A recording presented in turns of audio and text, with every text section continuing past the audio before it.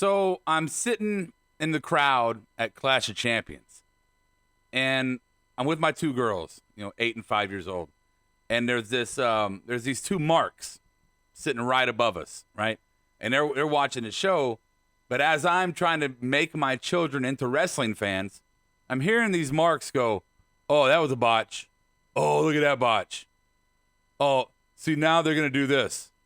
Now watch, they're going to do this. Oh, see, they should have done this. Oh, that was stupid."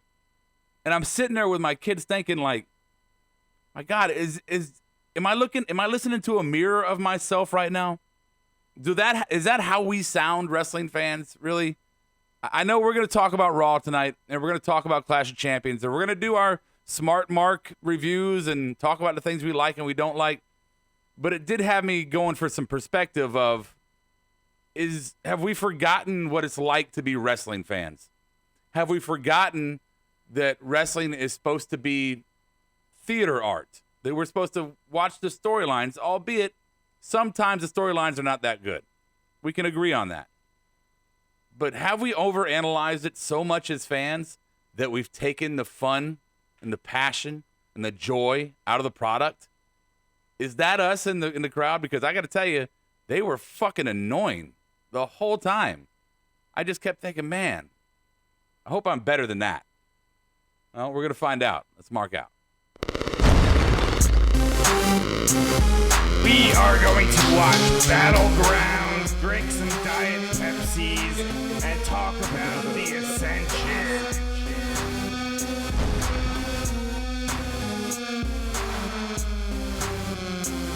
I'm not angry. What the? The longest-running weekly, overproduced, under-talented, episodic, sometimes echoing, often infighting wrestling podcast.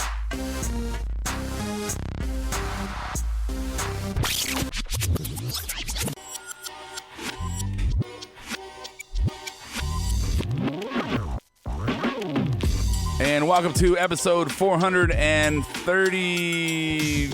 What's it, 4? 434. 434. Yes. 434 of the Marked Out Wrestling Podcast. Monday Night Raw here. We're going to have a bit of a skeleton crew, which is not saying much because there's only 3 of us normally.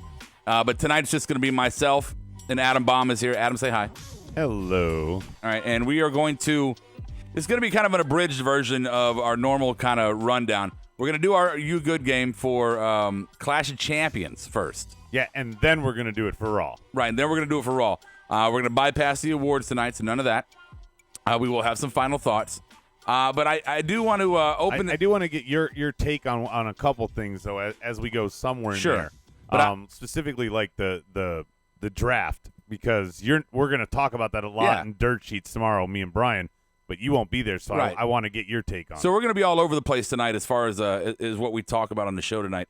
I do want to go first before we do anything else. I want to introduce our live board to us from YouTube Live.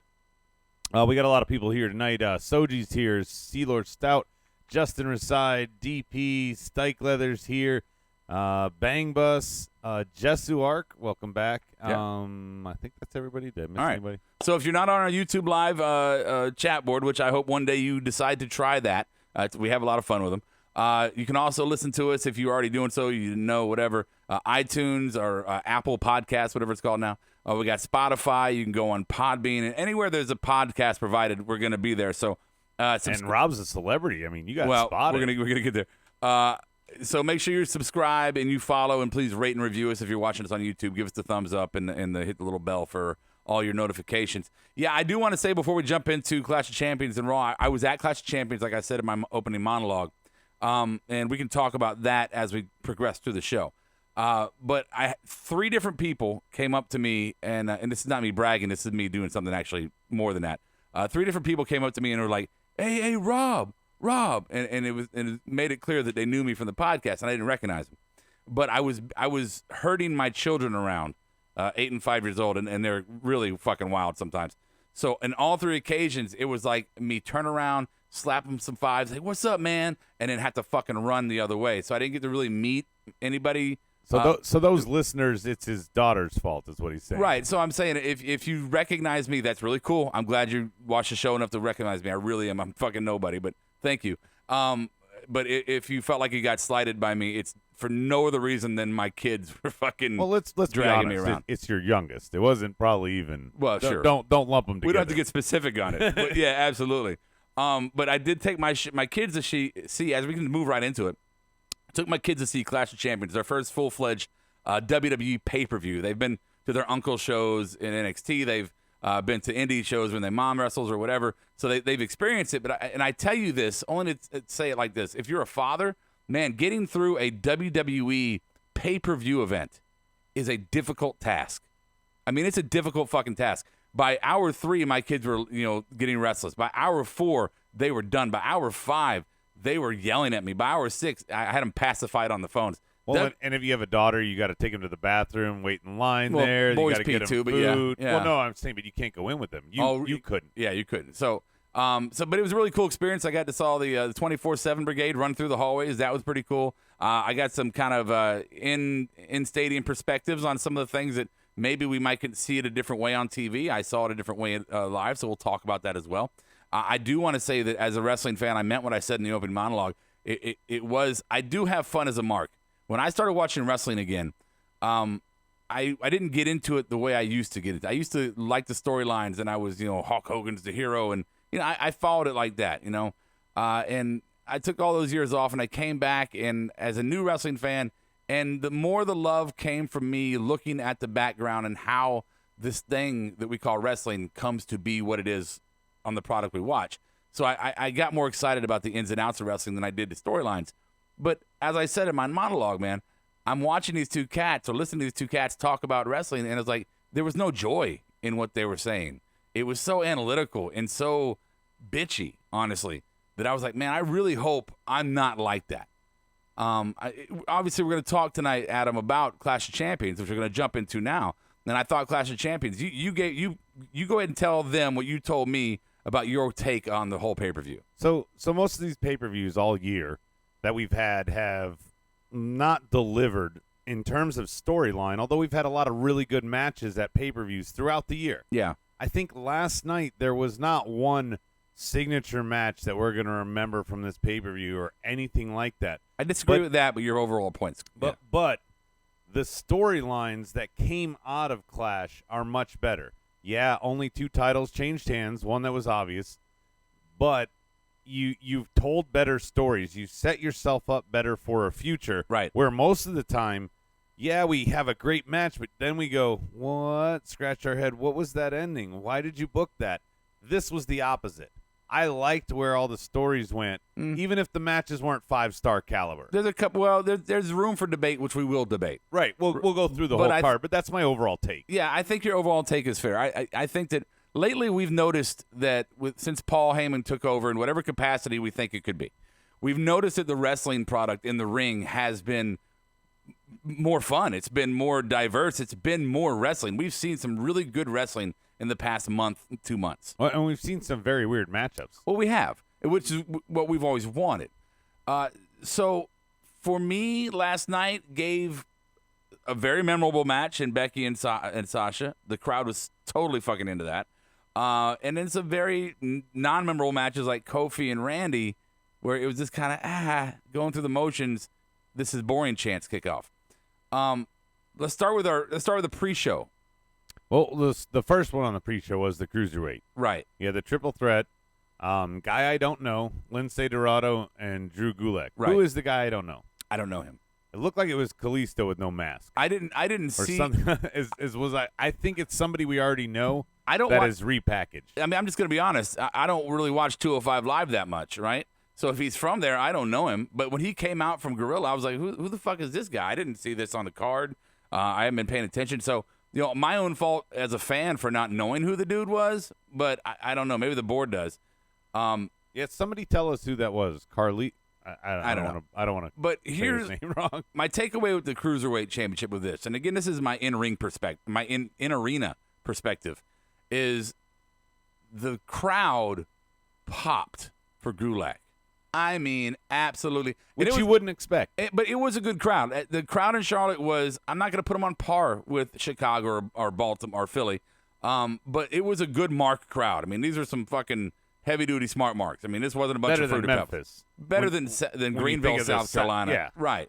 So, but this match should have. I would have. I mean, there's a lot of fucking matches.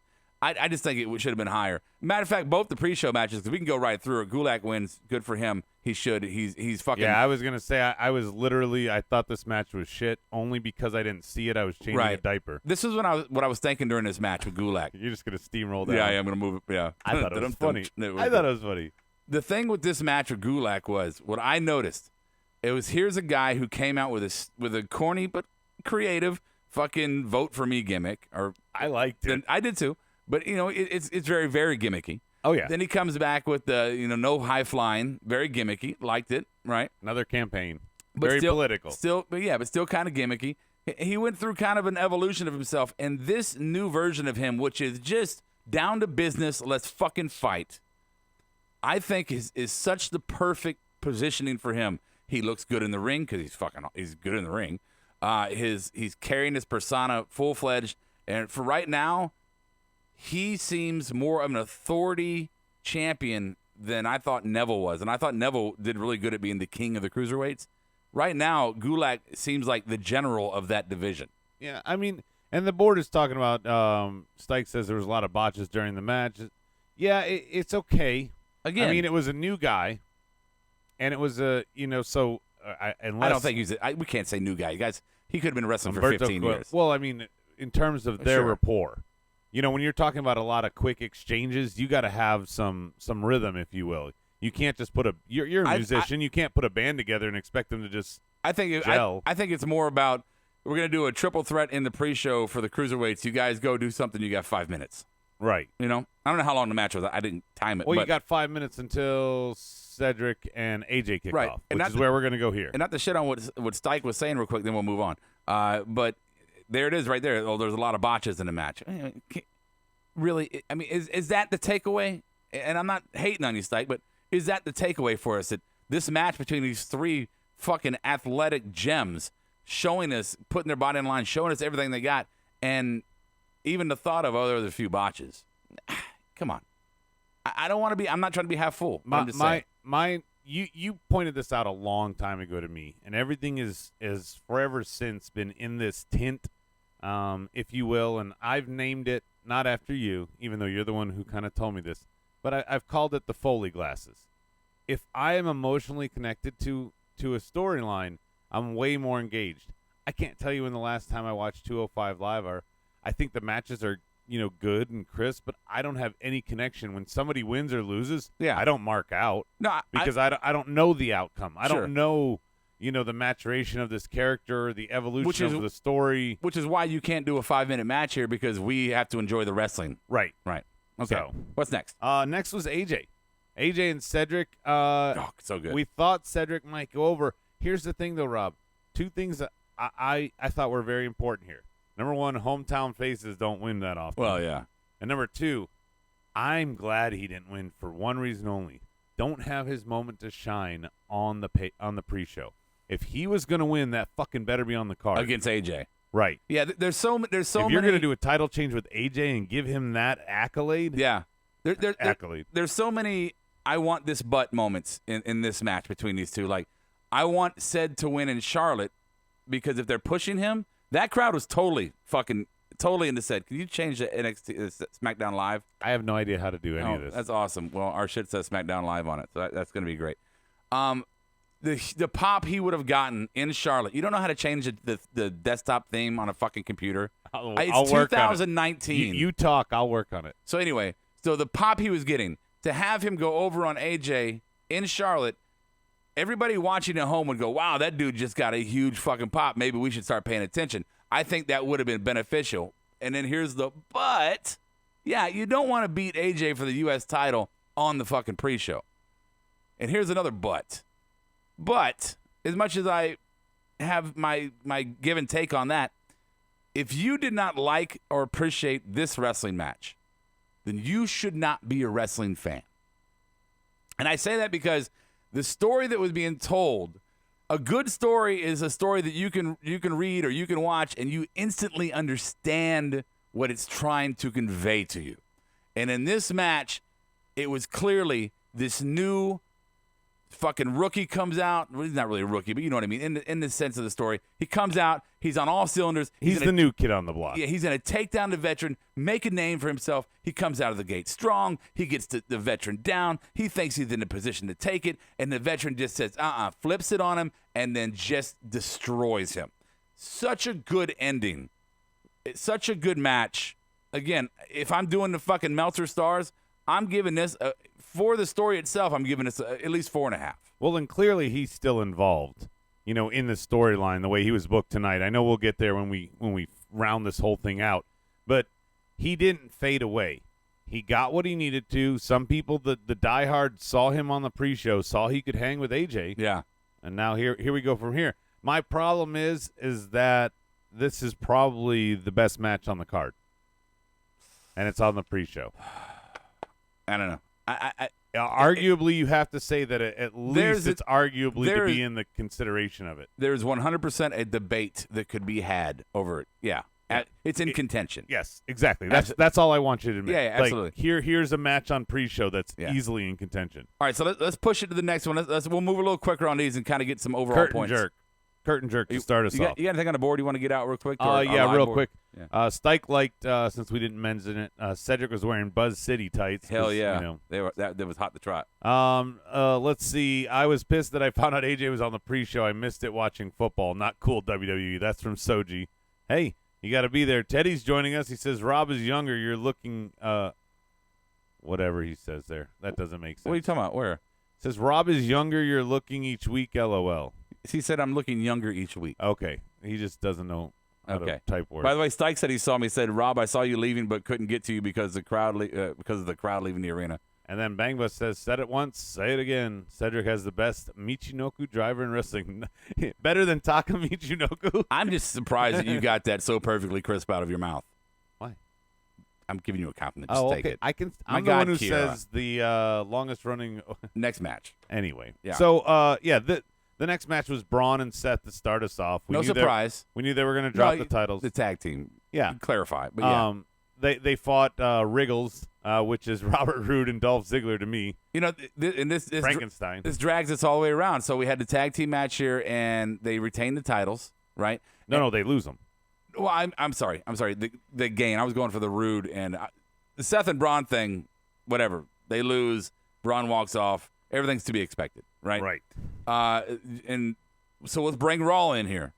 So we have the new tag team champions, Frankenstein tag team, gonna have a summit tonight, and then they bring Braun out. So we can just destroy this right now. Because if I'm gonna complain about something tonight, I'm gonna complain about this. You are gonna have a tag team summit. I actually was getting excited with both champs. With both champs there, that we were gonna have some mix-up with tag teams coming out, marching, parading themselves to the crowd so we can see who is actually in this division. Now, that's your own fault, Rob, for thinking this was going to go anywhere.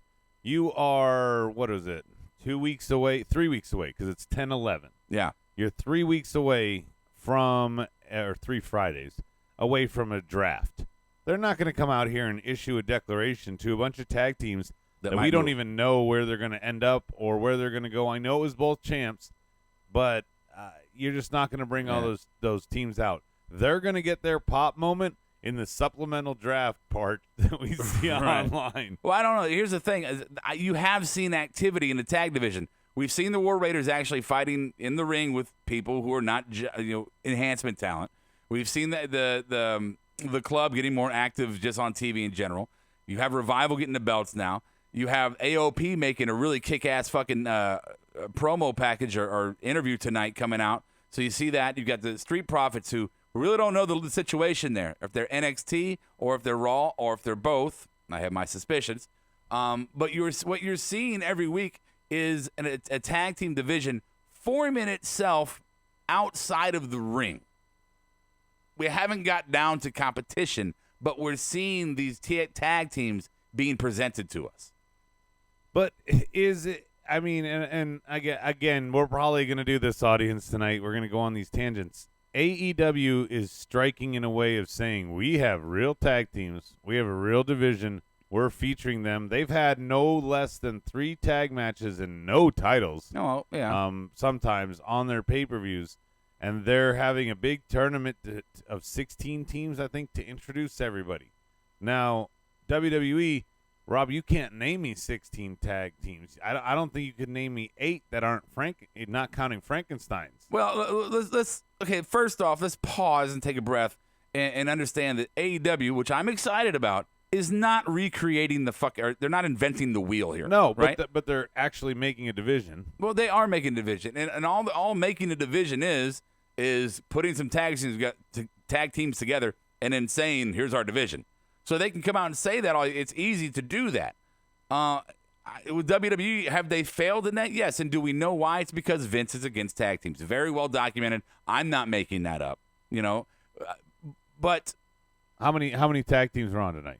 Well, I don't know, but I'm saying we're 3 hours. We're seeing more and more. If you're wanting me to just follow you into negative land, fine. No, I'm not following in the negative land. I'm saying I guess what I'm hoping for, Rob, is that like I said at the start of this, is that the draft fixes this. Is that the draft puts them in this position where they can finally be showcased as a division and segregated.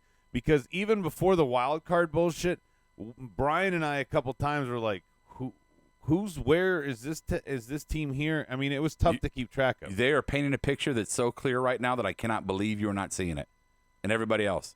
Well, I mean, I'm going to tell you what it is. Well, okay. Go ahead. You let me tell. Okay, what it is Fox SmackDown. They're going to move all their heavyweight singles talent to Fox on Fridays for those ratings, and Raw is going to become the valley of the tag teams. They're going to have some singles competition on Raw. I'm not saying they're going to wipe it out, but you're not going to see a lot of tag teams on SmackDown. You're just not. You might see an occasional. Well, you don't really anyway. It's 2 hours. So I could actually see them cutting the SmackDown belts out and just making a simple tag team champion, and then they're going to live on Raw. That's my prediction. I mean, I don't mind it if they do that, Rob. I still think they're probably going to do a brand versus brand for Survivor Series, so they'll at least wait till after that to merge them, possibly. The thing about it is yeah, that's great to say. You have to do it. Yeah, they're going to go over here. In 3 hours, we didn't see 3 teams, and one of them I'm only counting because they're the tag champs. We saw the Raiders, and we saw the Club. One is kind of a faction with a very prominent wrestler as their leader, and the other is a new up-and-comer. Even your tone says, bleh. And I'm not trying to start this with me. I'm just saying that you're like, and then we get this, and then we get this. And what I'm trying to say to you is, yes, they're not coming out going, here's everything you ordered at one time, sir. But they are slow rolling a little bit on the tag division that we've been wanting. Again, the B team got cheered for winning the 24/7 belt. Backstage, the crowd in the arena started cheering for them. Okay, when was that? When was that? 2 weeks ago. Was that 2 weeks ago? Yeah. Okay. Well, I mean, I don't know. What's wrong with that? We didn't see them before or after. What's wrong with that? There's no division. We've been talking tonight about how they're slowly building up a division. I know we're all over the place, but have they not been highlighting Dana Brooke for nothing tonight? That's putting a division out there, showing that the women they had a tag match of women with their champions. So they had a one-on-one away from the belt. Mm-hmm. But the tag teams were not used in anything but a 6-man tag. But they're introducing the tag teams. One of them's in effect. They're introducing the tag teams to us. Why is that not a legitimate point? Fine. Now that you finally got to the segue, since we're all over the place anyway, let's throw it in here. The promo package that AOP cut tonight. Yeah. You want to talk about a reintroduction to the division? I thought it was great.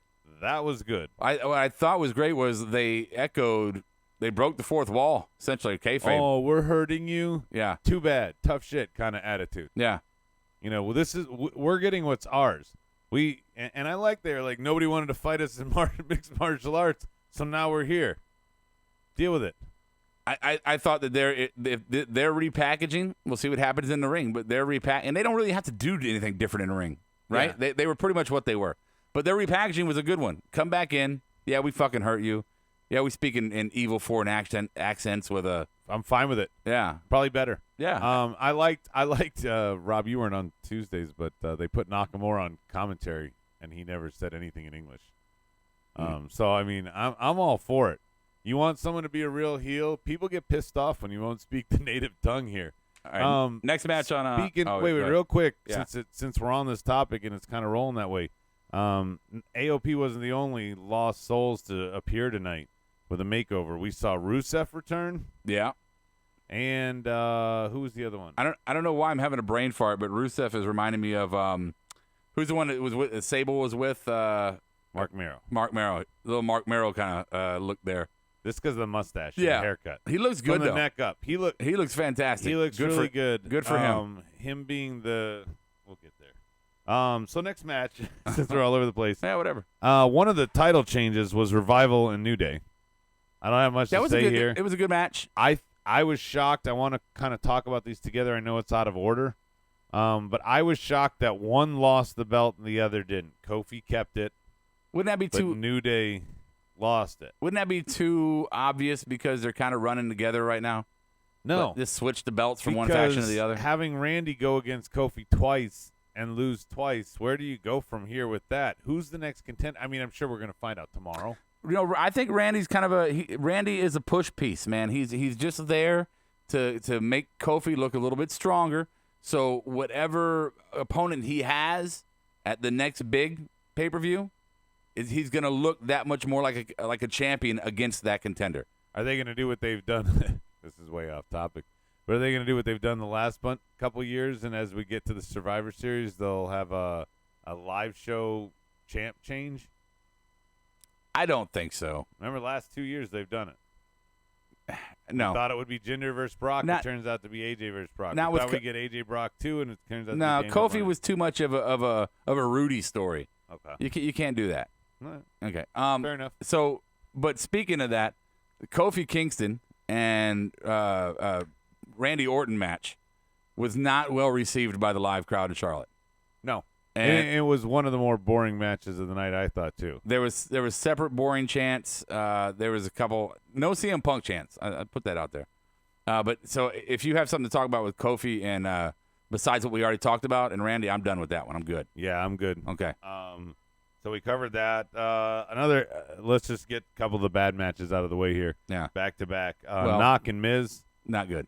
not good. Not a good match. Their styles clashed. No pun intended. Literally no pun intended. You know, the thing for me is Knock seems like there's no energy in him. Like every move he does is like he doesn't mean it. Like I'm just gonna do this now. Going through the motions. Going through the motions. And Miz as a face, it's kind of the same feeling. I don't feel the energy in his character or in him in the ring when he's pandering and doing fucking yes kicks. So this match was boring. The crowd again did not receive this one well. I'm kind of good on that. Yeah. The other one that I think was kind of subpar. Blow your mouth, please. Sorry, I was looking down at my page. I know. The other one that's kind of subpar here is Twisted Bliss versus Icy Hot. I know it's Fire and Desire, but I like Icy Hot better as their name. But Mandy and Sonya, Nobody cared. nobody cared. Although That should have been a pre-show. Bliss looked. Yeah, she I looked know. great. Look, I'm a man. I was gonna say it. She was. Yeah, she was looking good, man. Good for her. Yeah, cosplay. Yeah. You love that. Oh, yeah. Harley Quinn, man. Yeah. So that equates to what we had tonight with a tag team title match between. We thought it was a title match. Okay, let's juice it up. We're getting a little. Blah, blah. So we thought it was a title match tonight, and we saw Becky and Which boggled my fucking mind, right. by the way, because Sasha and Bailey back in the tag division, like, first off, you have Sasha get heat for a couple weeks, then she's back with Bailey. Now you're quite literally putting her in the tag division. Everything they're doing. So Bailey last night got booed out of the building, and I don't know what they're doing. They're still doing the wacky waving inflatable arm flailing too, man. To do with Charlotte being in hometown? No. It was legit booze. Okay. Yeah, I mean, legit. you were live. No, I it wasn't. was legit booze. I don't understand what they're doing, and Bailey is just dragging Sasha down to whatever pit that Vince originally wanted her to be at anyway. So I don't know what the point here is with this shit. Yeah, that's one of the weird things with all these returns and stuff. Yeah. You had Sasha come back, and this is going to be our segue. But you had Sasha come back and for what? To be paired with Bailey again. Now they're both heels. But like you said, wacky waving inflatable arm still there. Still high-fiving kids. Yeah. Yeah. Still selling hug merch. Yeah, still doing her thing. I don't. She's the most oddly booked person. But like you said, the match was okay. It didn't. You're For as talking, many you're times talking about Charlotte and yeah. Okay. For as many times I've seen Charlotte and Bayley going back to Clash. Sorry, I didn't mean to segue and do pronouns. This may be the most slow roll of a heel turn I think I've ever seen. Right? Take months. Yeah, I mean she took the turnbuckle off, slapped her in the face, got the pin in, and fucking hauled ass. So I mean, the ending I thought was great. The ending was a great ending, but the match itself was Which this is an ideal example of what I said at the beginning. I thought the story was good here. I thought the match was. See, my thing is, if you want her to come off as a better heel, then it has to be somebody other than Charlotte Flair. Charlotte Flair has been fresh heel meat for years, right? And she's never really did a face turn necessarily. She's still kind of a heel.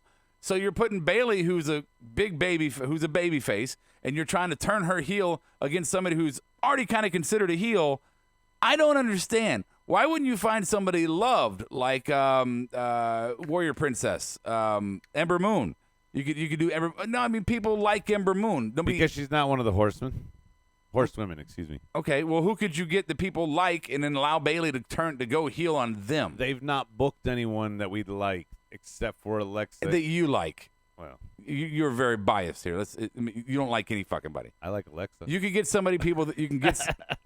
You can have her feud with fucking Beth Phoenix for like 2 matches and still get her over. Dana Brooke. Well, maybe not Dana Brooke. I don't.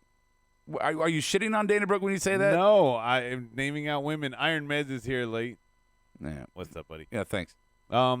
He says this is the tweener era. That's why you flip flop and we're not sure. I don't buy that. There are tweeners. There have always been fucking tweeners. But that doesn't take away from a natural heel and a natural face. And sometimes you are too face to be a tweener, and sometimes you are too heel to be a tweener. Bayley is too face to be a tweener. She either has to be full face or full heel. I don't know. I no really tweener. like the idea of dark, colored, wacky waving inflatable. I agree, but that's heel. And sell her exact same merch, the huggier ones, but in goth colors, grays and white, and black. You know what tweener is? Yes. No. But let me just say this before I forget it. I'm sorry. Tweener is agnostic. I think agnostics. Oh, wow. I think Christy's not listening. I think agnostics are pussies, right?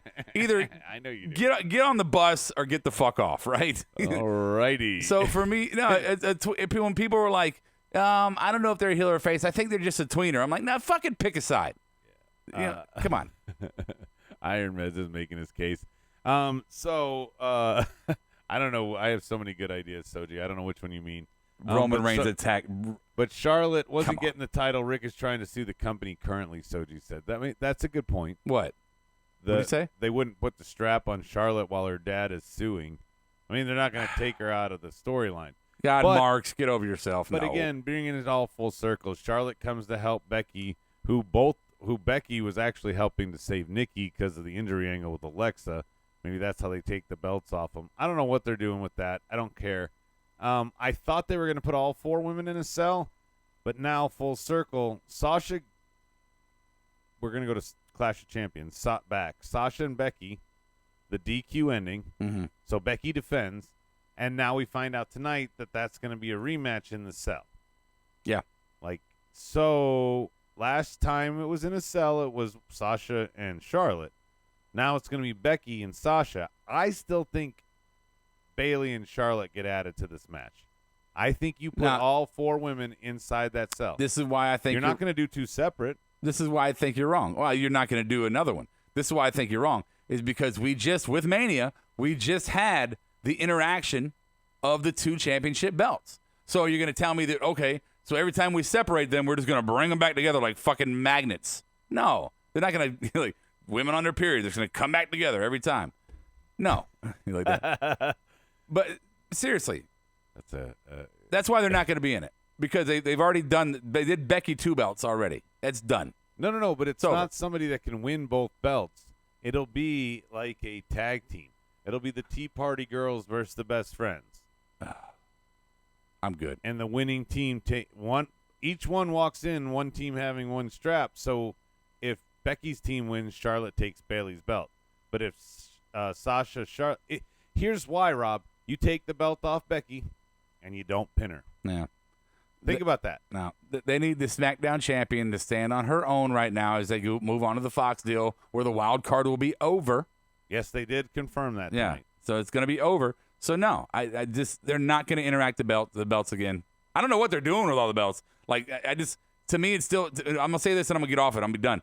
But to me, to see Sasha and Bailey going for the tag team titles is blowing my mind.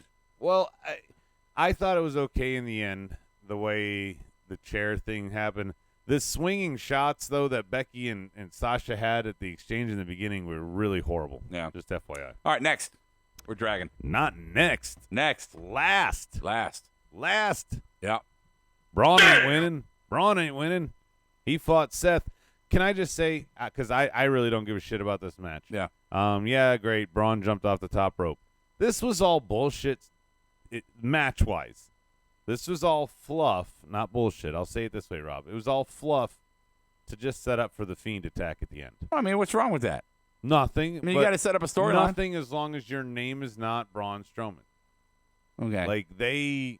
You could say that the marriage of Glenn and Maggie, their whole romantic time together was all fluff on The Walking Dead just to lead up to Negan bashing his fucking head in. No. Okay. No. Okay. No, like pulling him into the tag division and all that.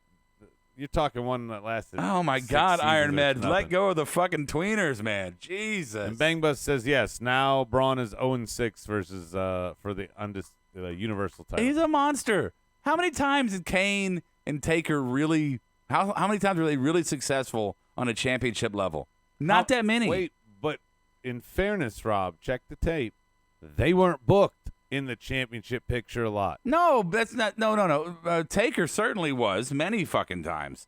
Kane is a tag Kane is champ. less. But my point is, Frankenstein okay, tag my champ. point is still fucking valid. Okay, your But- point is valid. Yes, thank you. I don't want to not But- validate you. God, but with Taker, Monster, you know what? Fucking move on. I had a great point, and you just do that to me, man. You fucking So Clash of Champions is over. That was the Fiend reveal. That's it. Now we're on to tonight. man. The crowd went crazy. So And this is the segue into tonight that we start. Yowie wowie indeed.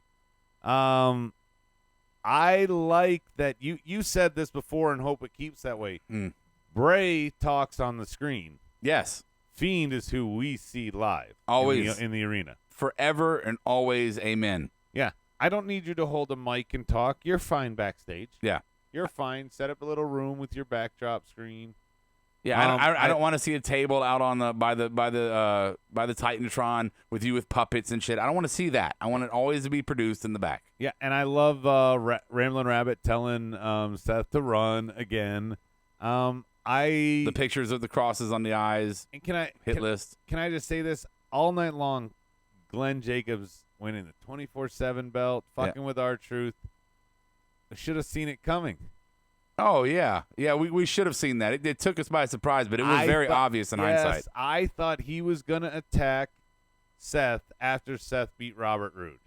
I did not know they were gonna have Kane come and clear the club and Wriggles. Look strong and then get taken down by the Fiend. If you guys could have been with us while we were watching the whole time, Adam's like, "This is stupid because it's obvious. It's stupid because it's obvious. Yeah. It's stupid because it's obvious." That's where I'm coming clean. Right No, here. I know. I just want to paint the picture for everybody who's listening. Because Adam was told it's fucking stupid. He's gonna attack Seth. It's obvious. And then Kane comes in. It's like, no, it wasn't. And Kane It's a good now swerve. will be the latest person to go up on his wall. Yes. I like that addition to the Firefly Funhouse. He's hanging up the pictures of the legends. You know what I thought about last night when I was watching the show. Randy Orton solidified his legacy as a legend killer. Did he create his legacy by defining his ending? Meaning that he is going to be a legend, and will he get caught in the trap of a legend killer? I think it writes itself. Honestly. You're right, but he's not close enough to retirement. Okay. That's why for him to hang up the tights to be the next. Now, if he's going to take 6 months off, Rob, and you want to have him be a legend that gets killed because he's taken 6 months off, great, good storyline. But these two are already worked together all last year. Was it last year? Well, it's a different. Yeah, it's a repackage though. I know, but I'm saying I'd rather see Fiend go against anybody but Randy, is because they did such a long game with them already. You know? No, I agree. I'm not talking about now. I'm just speaking in the general sense that did his first character did that define his ending? It had nothing to do with Bray. I know. I get what you're saying. Okay. I just don't think it's going to happen, and I don't think Bray is going to be Fiend is going to be the legend killer. I wasn't talking about Fiend. Fiend is being booked as the legend killer. You're saying would he die by his own? Yes, and it reminded me of a thought that I had going into Randy. I was moving on to a kind of a side topic, and I even said twice it wasn't about. Oh, fuck it. What's next? Iron Meds says Kane was random, but it was fun to watch. Daniel Price says no, it's not random. Kane is the back door to Undertaker down the road. No, that's absolutely right. Yes. Yeah. I don't know. Yes. I mean, the 11/19, clearly the debut date, right? What are you laughing at? Just say it. Daniel Price says, Wyatt made Orton job to a refrigerator. I'm good. he did. One repackaged and one took some time off. Let's move past it. One took some bong hits. Hey, Teddy. What's next? What's next? I know we try to stick to wrestling, but tonight I gotta say this here. Hey, everybody. Renee wins. Oh, yeah. My next topic here is after the opening package, we have upside down graphics. Michael Cole is trying to plug the night. Hey, here's our rundown that we got tonight. We're going to do this. We're going to do that. You're way too excited. Oh, sorry. Yeah. And then Renee, you hear, she goes, are we still, wait, I wrote it down. Wow, this is bad. Shut up. She said, have they been upside down the whole time? Yeah. And then Cole's like, yeah, and Corey looked at, I think that Corey hates her. Yeah, we have this suspicion that Corey and Renee secretly fucking hate each other. On the board now, Cole said something about them getting drafted and moved around again. Like if they're part of the draft, he was like, I don't know where we'll end up. But there is rumors. Remember that new after SmackDown show on Fox or on FS1? Yeah. That they want to do? Yeah. Renee's supposedly in line for the host on that. I can't remember who on the board said that earlier. Well, good. But they said it's a dirt sheet. Okay, cool. Bye. You already talked about the Champ Party. That didn't turn out to be a tag team summit, so we don't need to go back to that. Yeah, you keep going. I do want to point out, do you have the Benny Hill? Huh? Do you have Benny Hill queued up? No, I don't. Oh. I do want to point out that after Mayor Glenn Jacobs takes the title from R-Truth, he led his own chant of I Still Got It. Yes, that was very funny. That was a great I moment. still got it. That's all I got for that part. Okay. Now, here's a part we haven't talked about at all, so this is going to be brand new, boys and girls. Okay. The reign of King Corbin. He defeated Gable. We thought from the beginning that was probably going to happen. It was a great match. It did. It was a great David Goliath match. All praise go to the King. Hell of a match.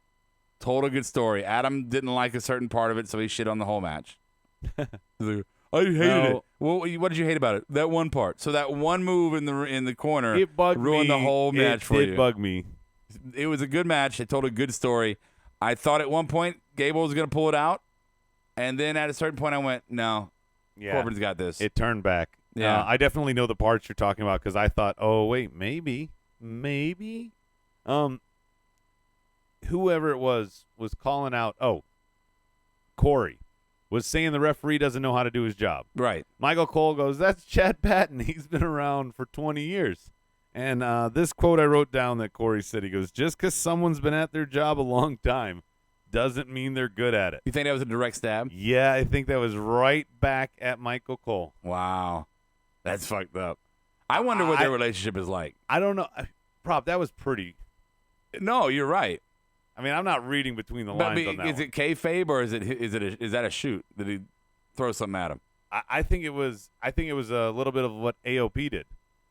You know, The they repackaging? They took a little something that's real and they set it on air in a way. Oh, you think that was a planned line? I do believe it was a planned line. Corey came up with it way too quick. Okay. I've heard him do stuff. Okay, whatever. Cool. I don't know. It sounded like a good soundbite. But King Corbin is going to be coronated tomorrow. I know Brian's going to be excited about that. I don't understand this. I mean, we've seen, and we've talked about it before, we have seen Corbin in these high-profile positions, Money in the Bank, championships. We've seen this with him, and every time it has been an absolute, utter fail. And I understand. I get it. He has gotten better. He has. He's a better wrestler. We're not arguing that. No, he's a better wrestler today. He's got a better look than he did before. Better promo. Better promos than he ever had before. He's doing a fantastic job. But maybe you should just let him do that job for a little bit, because we're still so freshly scorned from him having the highlight positions. See, I wish, and he got to retire Angle or whatever, I wish that they would have stuck him with Robert Roode, maybe, and put him in the tag division. Cooled the jets on him as a singles wrestler for a little bit. God, he'd have been good. Right? Yeah. Let the two of them be smug as fuck together.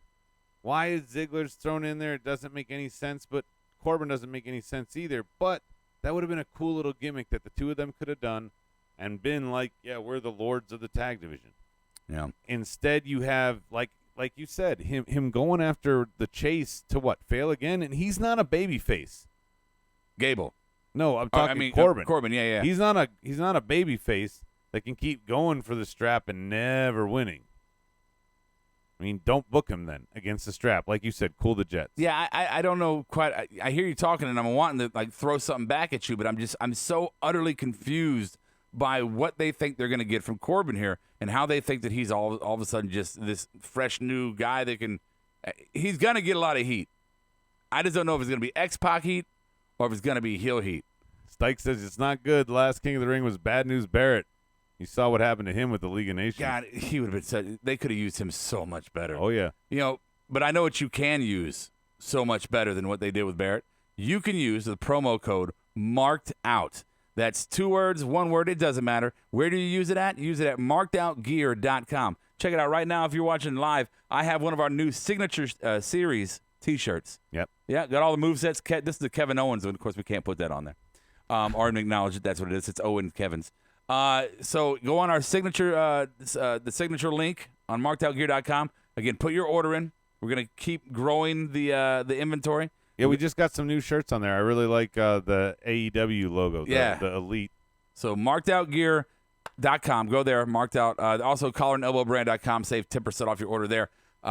With the promo code Marked Out. All one word. Same promo code for both sites. And keep your eyes open, because the holiday season is coming up. And you know what that means? That means coupon codes. Yes, boys and girls, watch out for those holiday coupon codes. Yummy. Jew leads the crew over there. Oh yeah, That's I mean, his thing. I pushed for these. I want everybody to get a deal. He's salivating. Hanukkah's like 8 nights. Hey, what's next? It's so much better than the Christmas. tweener era T-shirts. Fuck off, Iron Mads. We don't have much left, honestly, Rob. Yeah. But we do have this. We have a gender reveal. Led by the Street Profits and a bunch of Benny Hill chasers. Oh, but Ricochet's back there, oddly enough, so that he can fight Mike Canales. I like the way you're presenting this. Like, let me clearly shit on certain points while I set the stage. This is like you're like a newscaster on one of the 24-hour channels who you present your story in such a disdainful way or a gleeful way, depending on who you're talking about, setting the stage for the listener. Like, oh, we should all get ready to hate something because Adam's tone.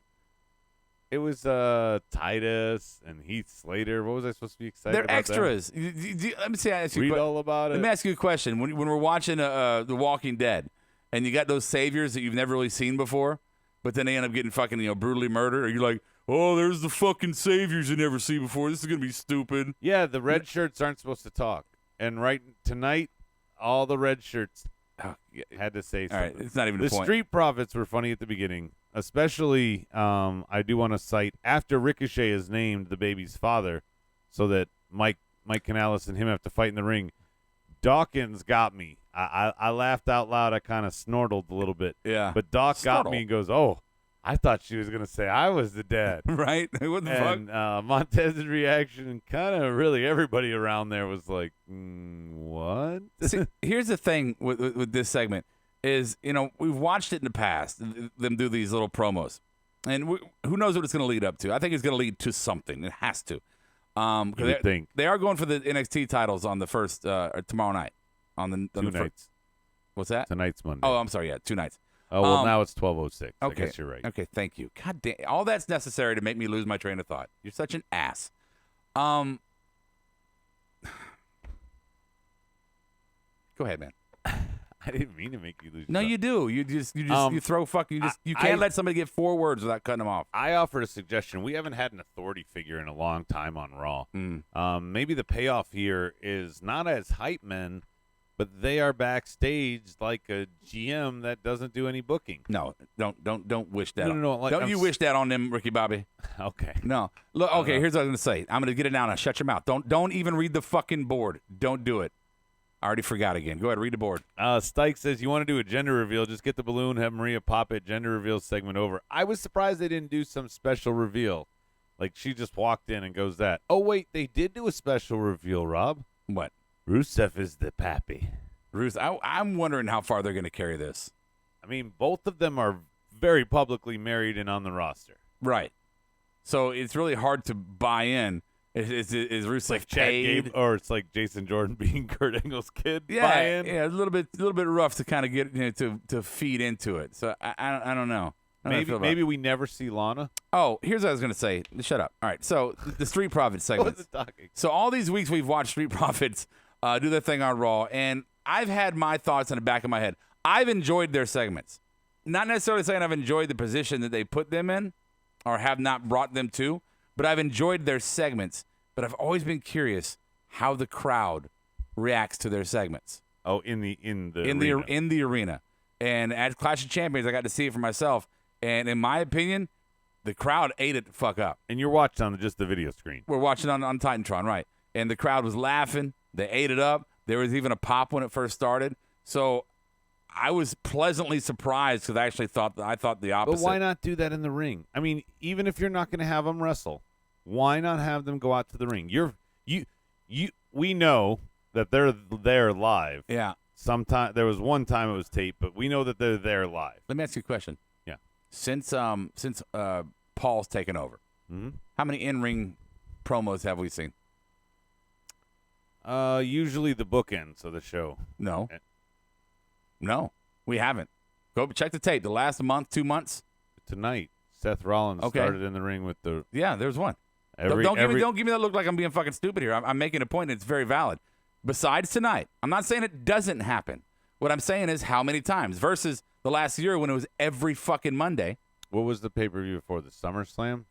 We had 6 weeks. I'm going to say 3 or 4 out of the 6. No, I'm going to say you're wrong. I'm going to say that Raw. I know the night after SummerSlam. I'm going to say in the last 2 months that you've had a majority of the Raws have had. You could count on one finger the amount of in-ring kind of like legit promo cutting that we've had.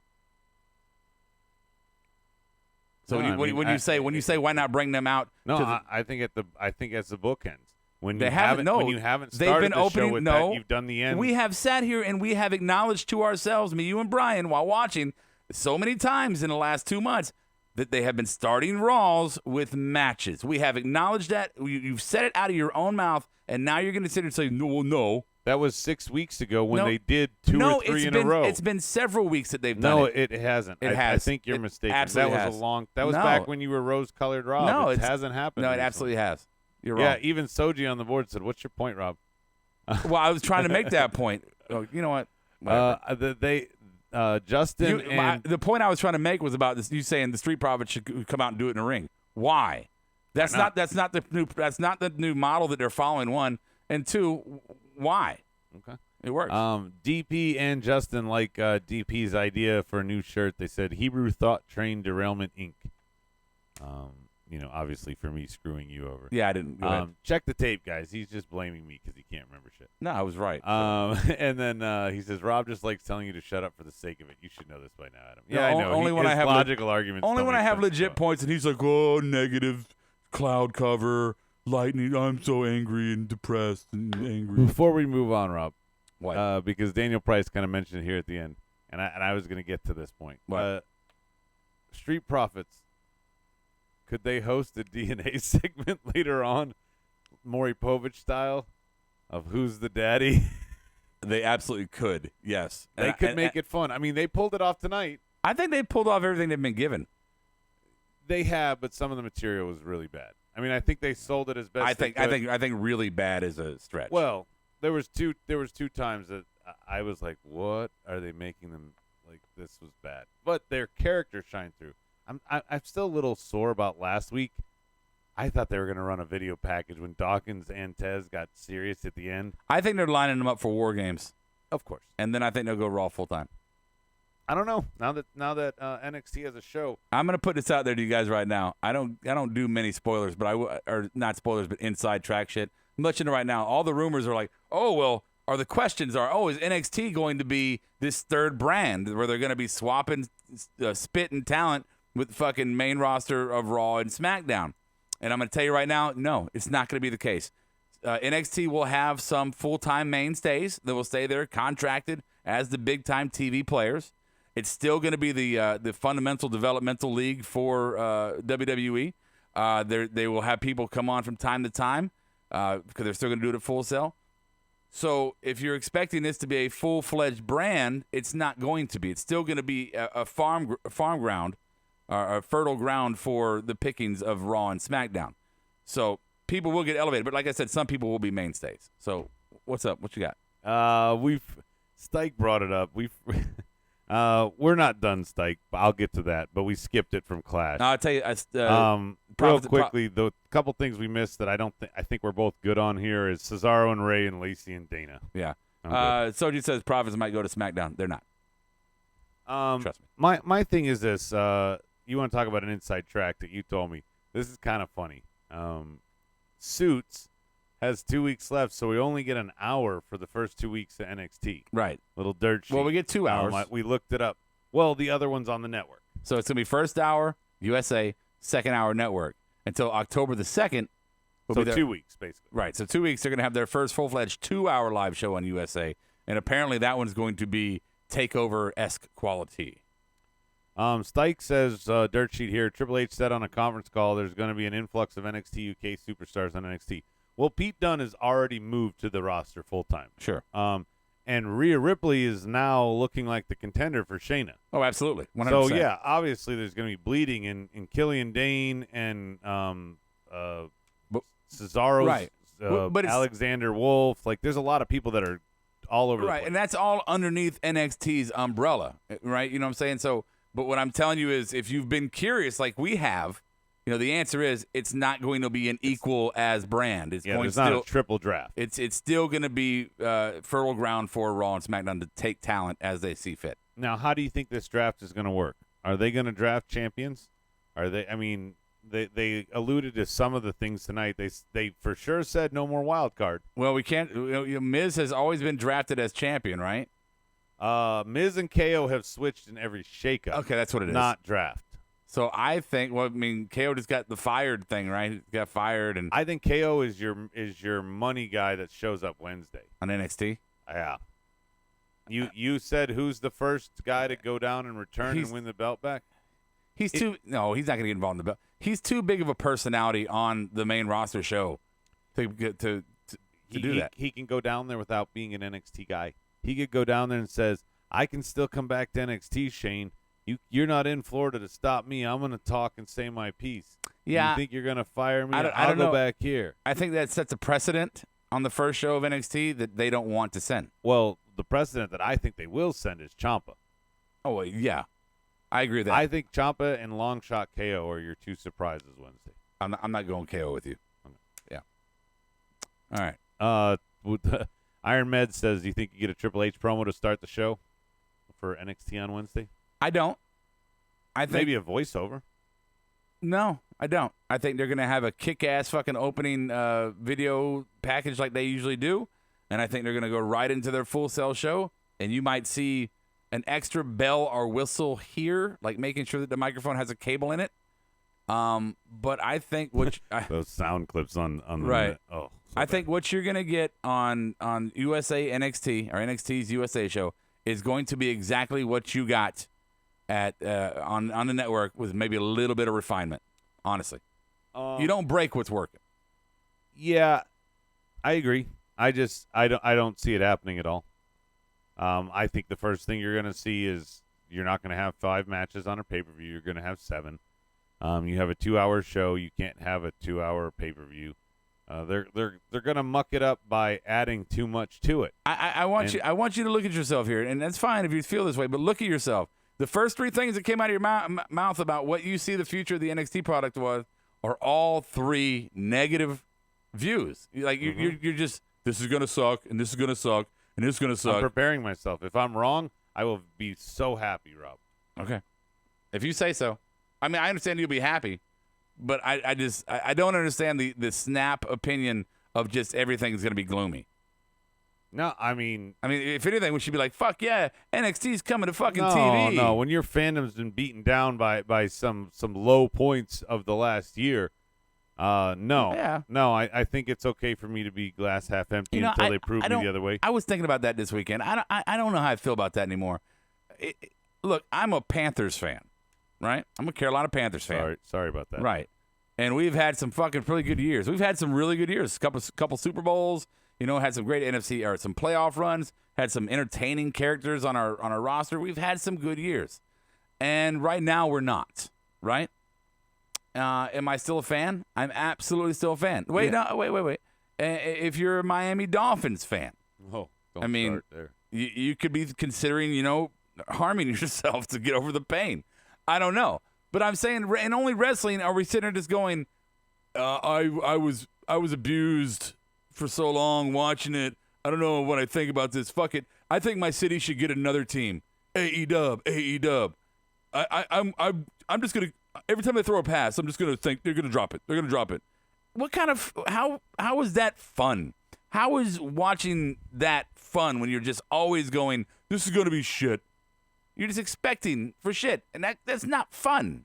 Don't we watch wrestling for fun? Don't we do the podcast to talk about wrestling because we love it and it's fun? So why do we always shit on it or predict? It's not the right analogy. Predict imminent fucking demise of it. When you're predicting something that it's 2 different things. When you're predicting that your football team is going to lose because they don't have the talent like the Miami Dolphins, that's just logical because guess what, Rob?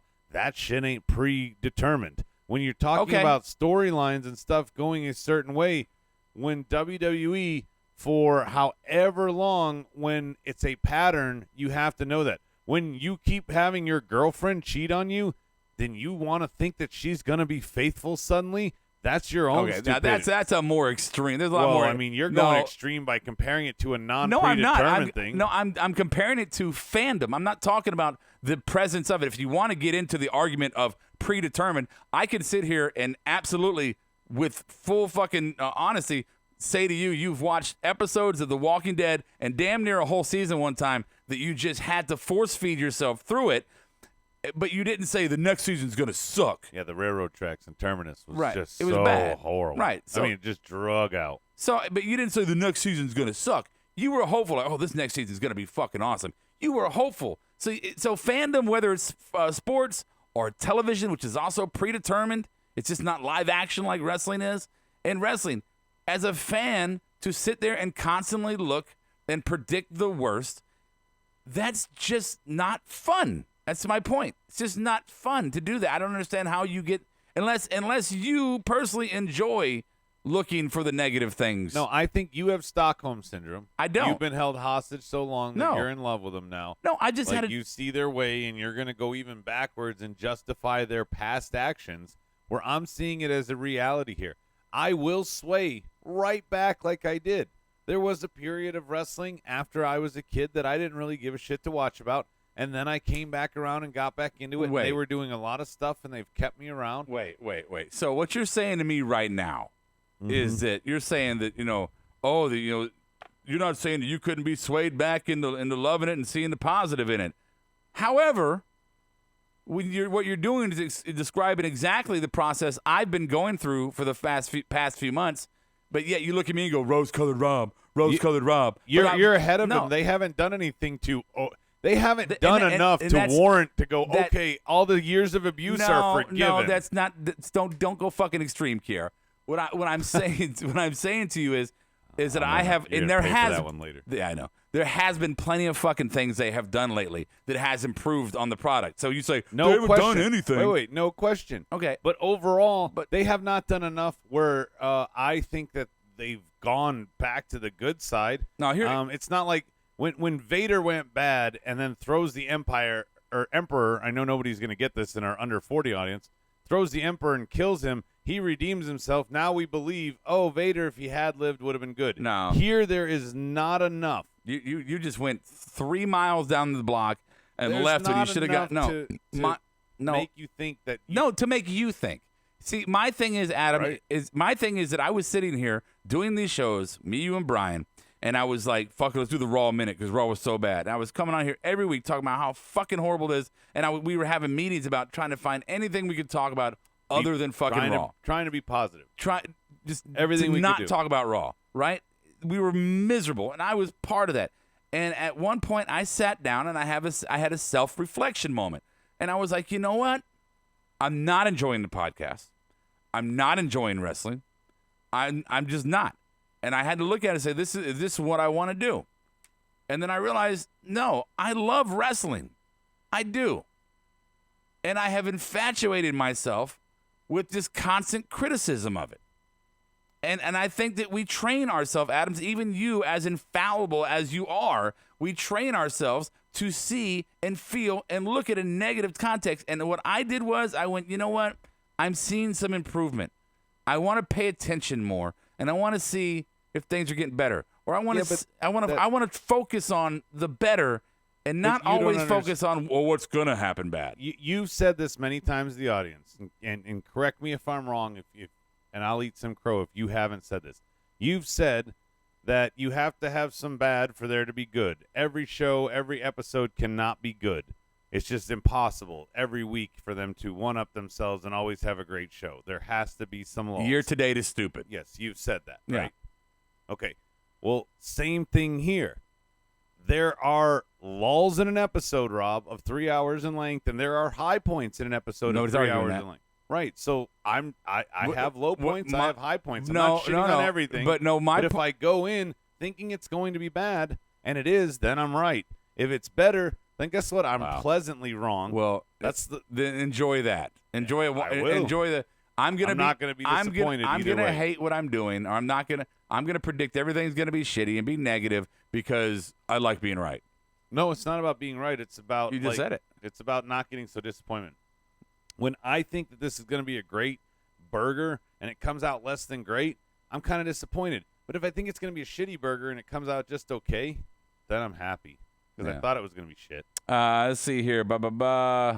Adam's in the did the abuse counseling actually work this time phase. They're arguing like married couples about nothing. I would have left as well. Oh, Stike had to go because of daddy duties. Oh. And We're not Bang Bus arguing. is just throwing us under the bus. We're having a conversation, two wrestling fans with completely different views right now, having a conversation about the thing that we love. I don't understand why y'all think we're arguing. I mean, we're going to get down. I'm going to hit him with a fucking ashtray. They think Bob's here, maybe? I don't know. No, we're having a spirited conversation. Bunch of And by the way, fucking guys, snowflakes, this is the man. end of this. This is the end of the show. Yeah. This is what happened. We've finished all the contents, you fucking snowflakes. Yeah, there's nothing else. Why are you calling them snowflakes? Because they're being all sensitive and melty. Oh, I thought you would go deeper than that. They're no two are alike. Are we triggering them? Oh, that's no two are alike. You're supposed, yeah. All right, tomorrow night we got Smart Down, Adam and Brian, and then Wednesday night the premiere of our new Wednesday show.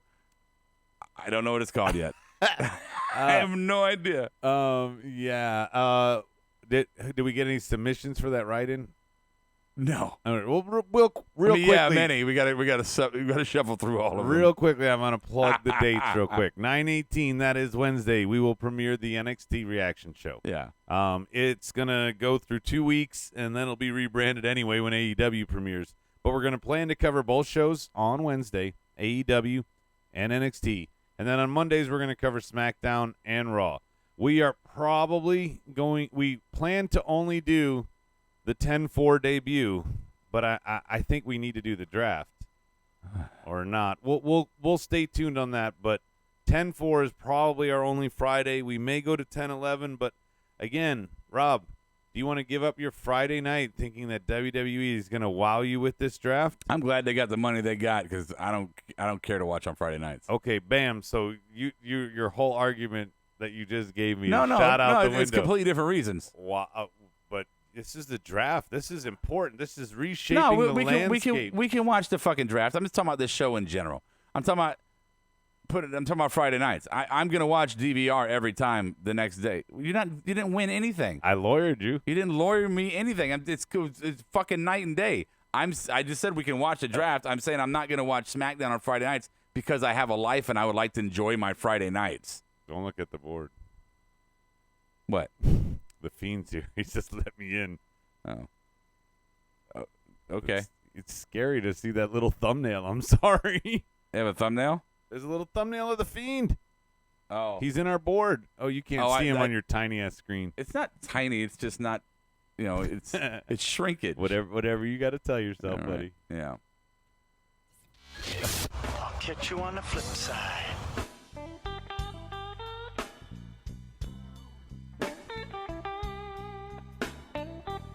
Marked Out Podcast is produced and edited by You Record Studios and is recorded live from Charlotte, North Carolina. Subscribe, follow, and listen to us live following WWE programming on YouTube, Twitch, and Facebook Live.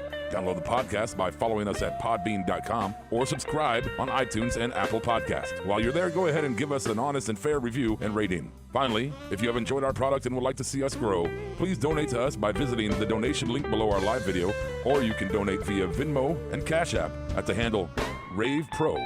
That's Ravepro.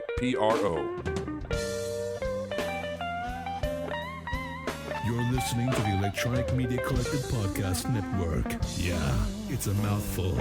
For more great shows, visit electronicmediacollective.com.